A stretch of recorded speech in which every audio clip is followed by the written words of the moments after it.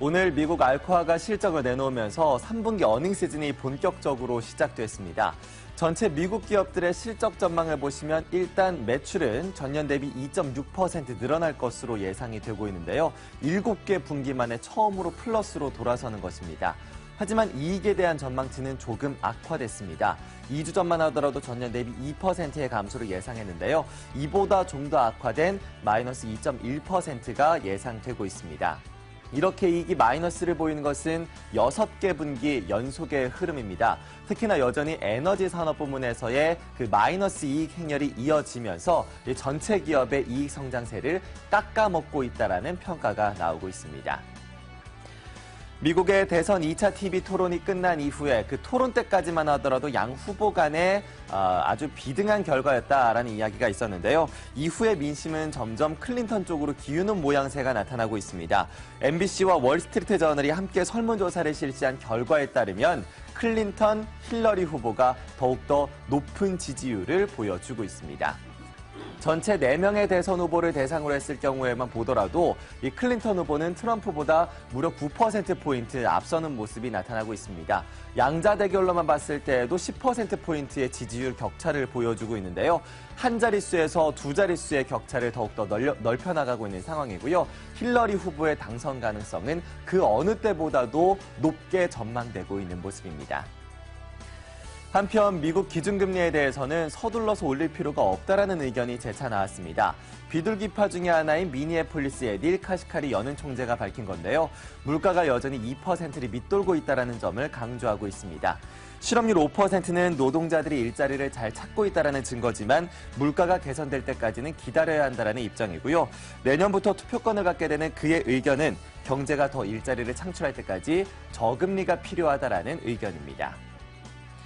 프랑스의 올랑드 대통령은 영국이 3월 말 이전에 브렉시트 협상에 나서겠다는 점을 지지하면서도 그 전에 어떠한 대화도 없을 것이다라는 입장을 밝혔습니다. 앞서 올랑드 대통령은 최대한 빠른 협상이 필요하다면서 결론을 도출할 때까지의 불확실성을 줄이는 게 중요하다고 전망했었는데요.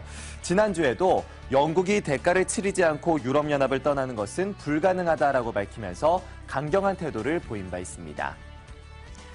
어제 삼성전자는 일단 발화 사고가 나고 있는 갤럭시 노트 7에 대한 단종을 결정했습니다.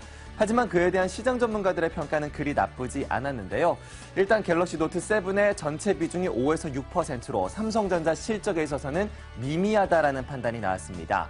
그리고 내년 초에는 갤럭시 S8의 발표를 기다리고 있기 때문에 그만큼 꼼꼼하게 출시할 것이고 그래서 시장의 신뢰를 얻을 수 있을 것이라면서 그에 대한 기대감을 드러내는 전문가의 이야기도 힘을 얻었습니다. 이와 함께 안드로이드 사용자들의 그 충성도가 매우 높기 때문에 이 갤럭시 노트 7에 문제가 생겼더라도 애플로 옮겨가기에는 상당히 어렵다라는 판단도 나오고 있는데요. 오히려 갤럭시 S7을 사용할 만한 사용자들도 많다라는 분석도 나오고 있고요. 애플이 상대적으로 반사이익을 받을 가능성은 매우 적다라고 전망이 되고 있습니다. 독일 투자자들의 기대 심리를 나타내는 GW 경기기대지수는 예상보다 큰 폭의 상승을 보여주고 있습니다. 이번 달에 경기기대지수는 6.1을 기록하면서 예상치보다 2포인트나 더 높게 나왔고요. 그리고 9월의 수치보다도 무려 6포인트 가까이 상승세를 보여주는 모습이었습니다. 이 지표는 6월 이후 가장 높은 수준을 나타내는데요. 상대적으로 경제활동이 활발해졌다는 신호로 해석이 되고 있고요. 경제 정치적인 리스크에도 수출이 위축되지 않을 것이라는 기대감이 반영되고 있습니다. 자, 이렇게 해서 간밤에 주목받았던 주요 글로벌 이슈들 모두 다 확인해봤습니다. 이어서 글로벌 시장은 어떠한 분위기를 보여주는지 시장 마감 동향도 확인해 보겠습니다.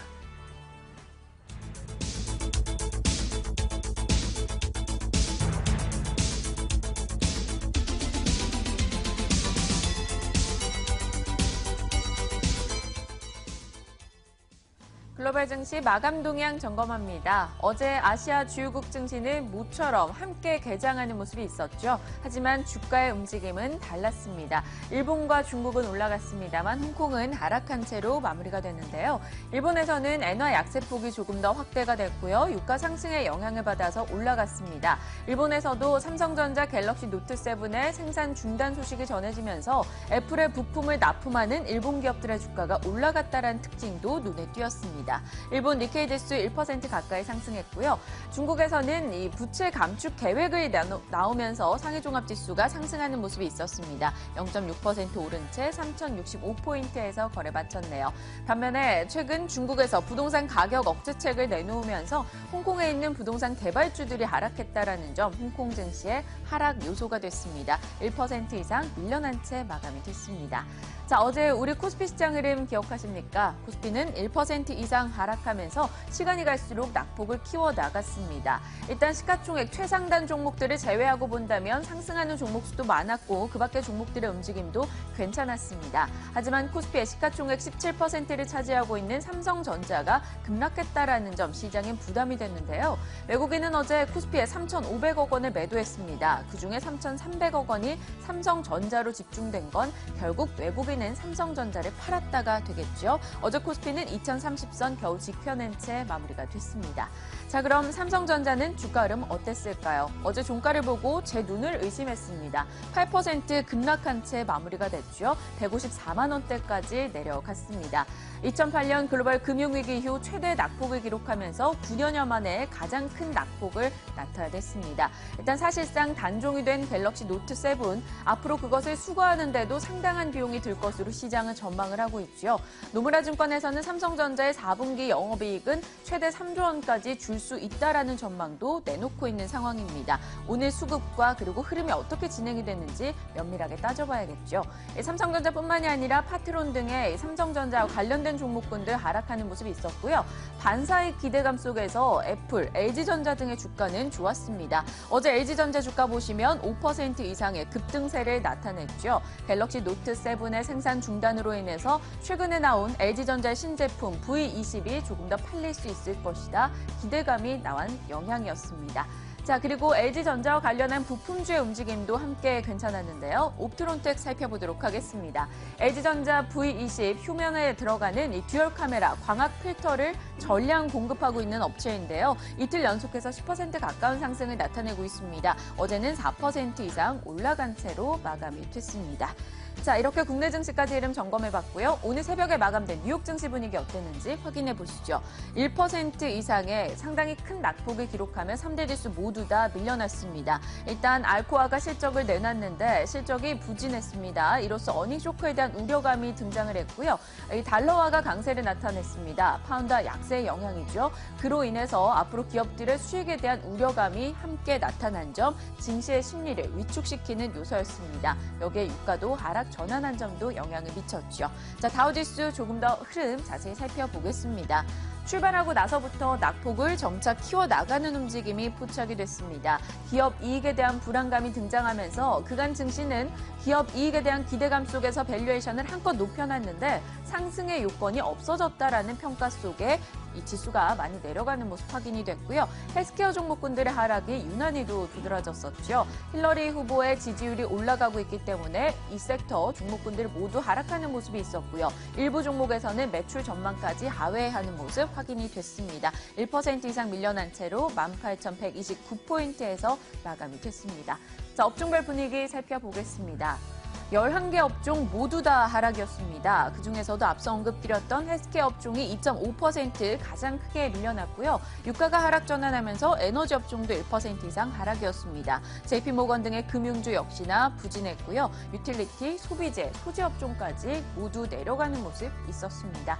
자, 유럽 증시는 어떤 분위기였을지 살펴보겠습니다. 견조하게 출발을 했습니다만 뉴욕 증시가 약세를 기록한 영향도 받아갔고요. 에너지 관련주들의 주가가 부진했다라는 점도 눈에 띄었습니다. 독일 닥스 지수 0.4%, 프랑스 카크 지수도 0.57%, 영국 런던 증시도 함께 밀려나는 모습이 있었는데요. BP나 토탈 등의 석유와 관련한 기업들 혹은 가스 관련한 종목들, 소재 종목들 모두 다 하락이었습니다. 좀 눈에 띄었던 거는 명품주들이 선전했다라는 소식이 있었는데요. 프랑스의 루이비통 그리고 디올, 버버리, 리치몬드 등의 종목들이 모두 다 상승으로 마감이 됐습니다. 이어서 상품시장 분위기 진단해 보겠습니다. 국제유가는 또 하루 만에 하락으로 전환하는 모습이 있었습니다. 1% 이상 밀렸는데요. 오펙 국가들 감산에 합의했음에도 불구하고 산유량이 사상 최대치를 기록했다라는 소식이 전해졌습니다. 이 말은 즉슨 앞으로 각국의 개별 합의가 그만큼 어렵지 않겠느냐, 시장은 이렇게 해석을 하고 있는 상황이고요. 또 러시아의 국영정유사 사장이 우리는 감산이나 동결에 결국 동참할 마음이 없다라고 밝히면서 전일 푸틴 대통령의 말을 무색하게 했죠. 푸틴 대통령에 대한 의구심도 등장을 하면서 1% 정도 밀렸습니다. 그래도 배럴당 50달러 선은 지켜낸 채 마감이 됐고요. 달러 강세 영향 속에서 금 가격은 내려갔습니다. 0.4% 하락한 채로 온스당 1255달러 선에서 거래 마쳤습니다. 자, 글로벌 증시 마감 동향과 상품 시장 흐름 체크했습니다. 이어서 글로벌 이슈 브리핑으로 함께 가시죠.